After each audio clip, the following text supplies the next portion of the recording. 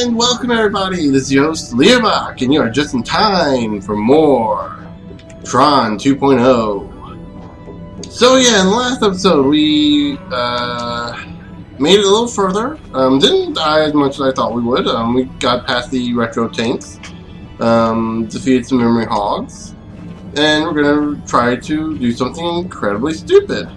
We're gonna try to overclock a system from the 80s so that we can get a program from the early 2000s into it. I'm fairly certain that's impossible.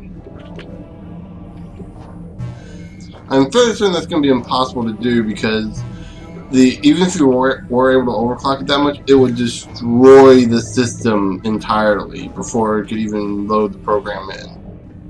Like it would overheat it that much. Because what overclocking does, for those of you that don't know, overclocking allows your computer to run, or what allows your computer, or parts of your computer at least, to run higher than they are recommended to run. Now, this isn't necessarily a bad thing, because if you can get it to run at a decent speed without destroying it too much, and you can cool it enough, you can get some pretty good use out of an older processor.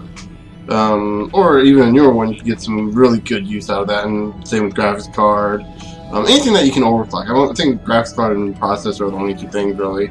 Maybe hard drives. You might be able to overclock hard drives a little bit. Wouldn't recommend it because that's where all your data is going to be.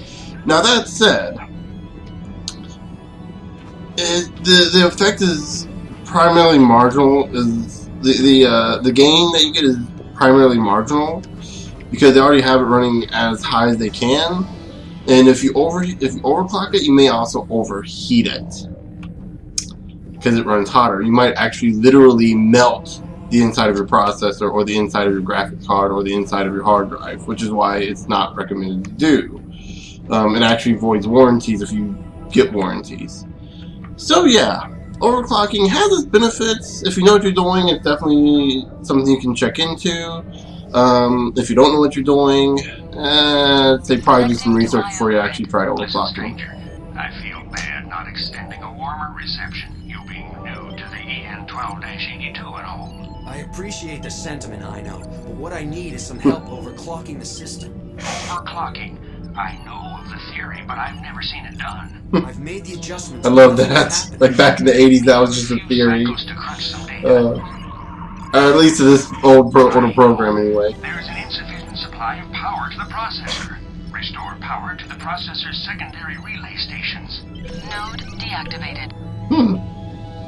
So, are they saying that this might have been a dual-core, like a very primitive dual-core processor? Or am I reading into that wrong? So we need to... here we go. Good save. Okay. Oh, we need some permission to activate that I/O grid. I feel so irate. The best thing about coming out of sleep mode is looking forward to going back into sleep mode. My computer must feel that way all the time.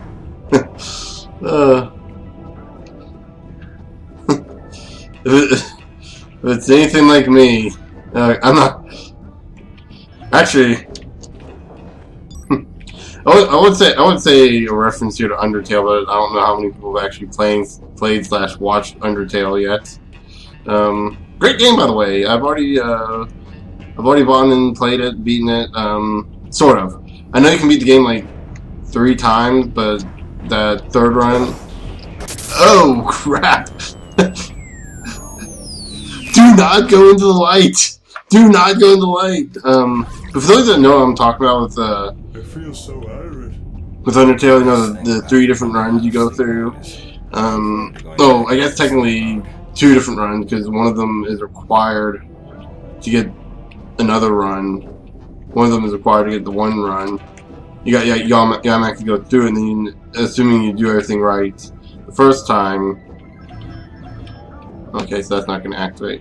Assuming you do it right the first time for the first run, you won't have any problems doing it again just to get the last little bits, which is pretty much what happened to me.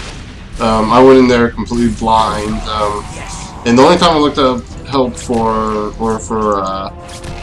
the last 3 boss fights, the one against Undyne, Metaton, who's hilarious by the way, and the final boss, Asgore. I'm not saying any spoilers by saying names. Like, you hear about these characters way ahead of time. But basically, I had to do some looking up for how to fight them, because they're like, if you're going down one run, you gotta fight characters in a very specific way, and like they do a good job of kind of making each boss fight unique in that sense.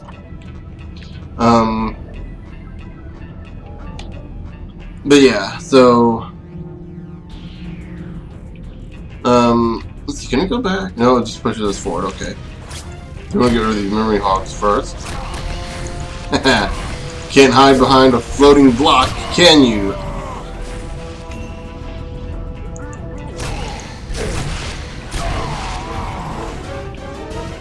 Yeah, kicked him right in the asterisk. ASCII, sorry. Asterisk. I guess same thing. Same thing, really. Oh no, it's completely different things. Can't. Oh wow. Permission at 7. Do you really need permission 7 for all of these? Yeah, just permission 7. Okay. Maybe we'll get lucky enough. Ooh, build points. We got one more build point to look for in this level. Yeah, we need number 7. Wow. Okay.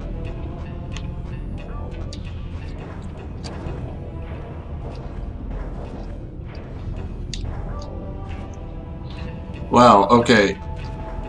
I pushed, like, my mouse is, I swear I pushed the jump button right there. Huh. It is not wanting me to jump over here. I know there's nothing over here, I just kind of want to... No. I can get up here, can't really get any further. But yeah, like those 3 boss fights I was talking about with Undertale, they have very specific ways to fight. One of them is a little easier to figure out than the others.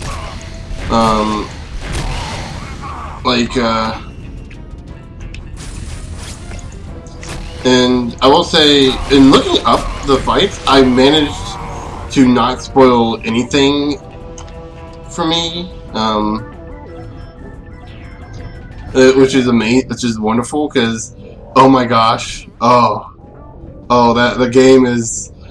It is not a game you want to spoil to anyone. Like, you want them going in knowing as little about the story as possible. If you're a fan of Earthbound, though, you'll love the humor in the game. So Earthbound. This kind of stupid puns. Like, there's 2 characters in the game you meet relatively early: Sans and Papyrus. Well, Sans is a bit of a comedian, and every one of his dialogue is spelled out in Comic Sans. Get it? And his brother Papyrus speaks entirely in the Papyrus font. Also speaks entirely in capital letters, mind you. Sans speaks entirely lowercase. So we don't need the sequencer, we can just get permission fixed. So yeah, just kind of keep that in mind too. Kind of something to think of there. Kind of like neat little parallels, how they're like opposites to each other. And you know, one's tall, one's short. What the heck is firing at me?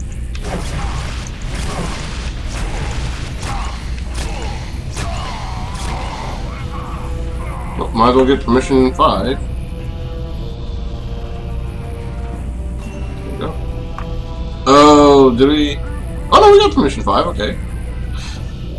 That's it. 1. We'll get this out. Maybe I can see a little better. 1, 2, 3, 4, 5, 6, 7, 8. Okay, yeah, we got them. Okay. Kind of hard to see with the blue disc. covering them. Yeah, when you're moving, it's not so hard to see because you know you're moving around a little bit, so it's kind of keeping it away from that little spot. But okay, is that all the guys here? Probably. And my cup fell. I had a cup sitting on my desk, and it just suddenly fell. Apparently, I wasn't talking enough about Undertale. There's one more thing I'm tempted to talk about with Undertale. Like I'm trying to skirt around. Like everyone's talked about, you know, anyone says to do this their first time, all that stuff. And I'm tempted to not say anything about it because a lot of people are saying, well, you know, I would like to go into this game knowing about this. But the thing is, like, this is what the entire game kind of banks on. Like what their Kickstarter says is like. And you know what, I'm going to go ahead and say it anyway, because it's the core concept of the game. It's one of the core concepts of the game, in that your ability, your combat ability. So this is like a standard JRPG, only done by an American, who really loved Earthbound, and apparently Homestuck as well. He did some music for Homestuck, and yeah. So, he loved Earthbound, so he made Earthbound, but he also did something else with this game. Actually a couple different things with this game that gets really in depth. It's like really weird. So we just need permission 7. It's really weird, but at the same time it's like very interesting with how they do it.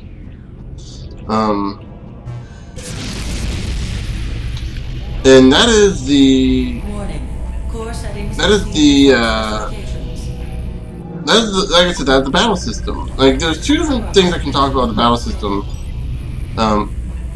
One of which being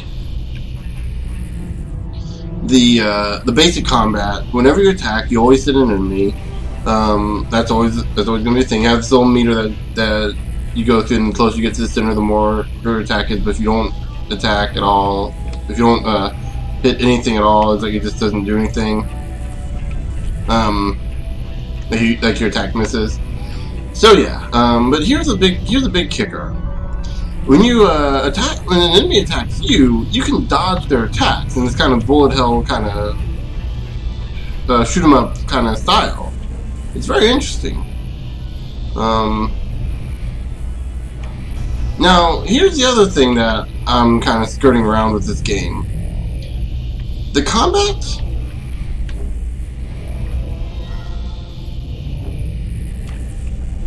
Oh, that's attack. The combat, you don't have to kill. You don't have to fight in this game. You can, like, try to talk to the enemies and try to convince them not to fight you. And that leads to the endings and stuff. You know, programs from my era. Sorry. That's okay. I know. Ancientritter Arena. I believe we're gonna fight the Striker again. No, but I've met an old program who seems to know everything about this system. Mathria, this is Aino. Aino, Mathria. What a configuration. Code alert. Oh, no, we're not gonna fight the Striker. Oh, this. Okay, I think this is another life cycle thing we're gonna be doing. Okay. So, we're back in the old, whoops. Okay. I was trying to do a turn so I could get to the shield. Let's, retry this. Okay, not save it this time, okay.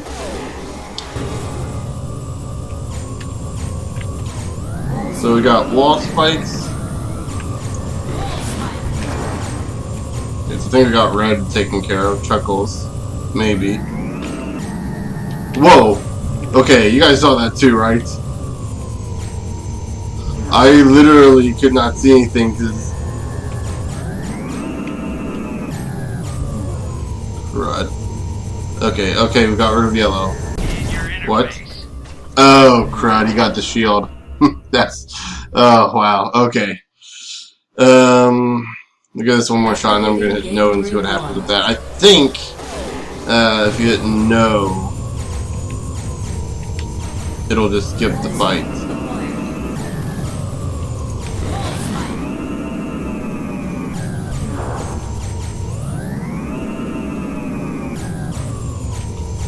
Okay, so this.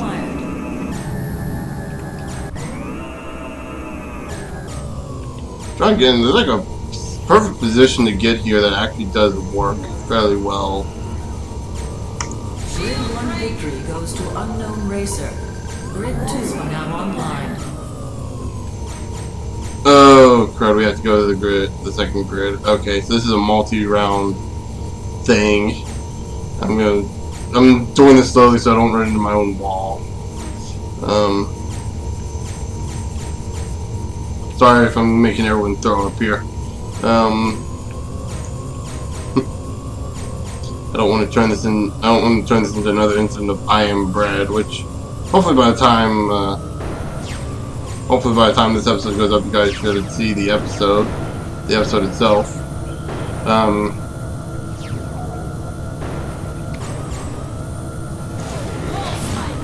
I didn't take out a meal.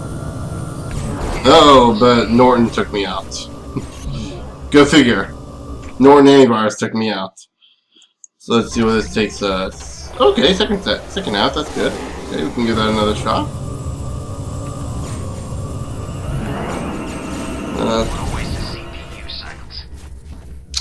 Wow. Wow, that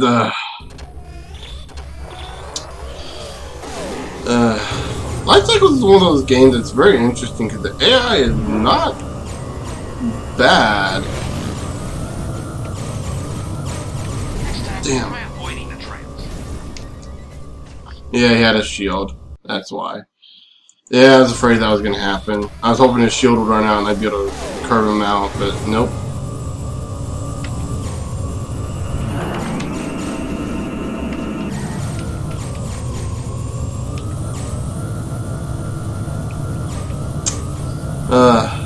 It's funny that like the only thing I can think of right now is the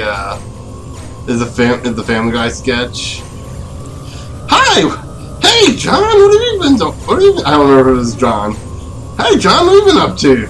Oh, I'm the red guy. Oh, I'm the blue guy.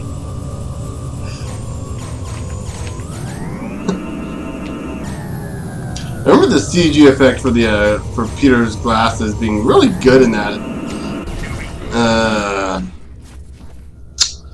Oh, let's hit no, see what happens. Oh, just quit. Just skip it. Nice. Okay. Hopefully we didn't miss anything. I don't think we do. Meet us in the lower disk partition. There are two primary pipelines from your location. Unfortunately, both are heavily populated with resource hogs. Good luck, stranger. Hurry, Jet. We'll be waiting for you.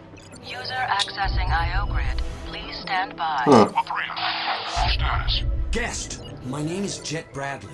Contact my father, Alan Bradley, and tell him I'm in the computer. I know it sounds crazy, but it's an emergency. Jet. Huh. Node deactivated. Do not what? How did that guy know us? It's Flynn, isn't it? Ooh, we're gonna actually stay back here for a little bit. I think we're gonna go ahead and quick save. And I think we're gonna go ahead and end the episode off here for now. Honestly, I'm not sure how long we've been going. I forgot to set my timer. By the time I realized we were already at the light cycle section. So yeah. So in the next episode, we'll be going through here and dealing with the resource hogs and trying to figure out what Guest was trying to tell us not to do. Hopefully it's nothing too important. But yeah. So with all that said, I think I'll go ahead and end the episode off here. And actually, you know what? Go and do a hard save. Let's play Suit 2. Let's play 2. There we go. Just have my backup just in case I need to re-record anything. So yeah. Until next episode, I will see you guys later.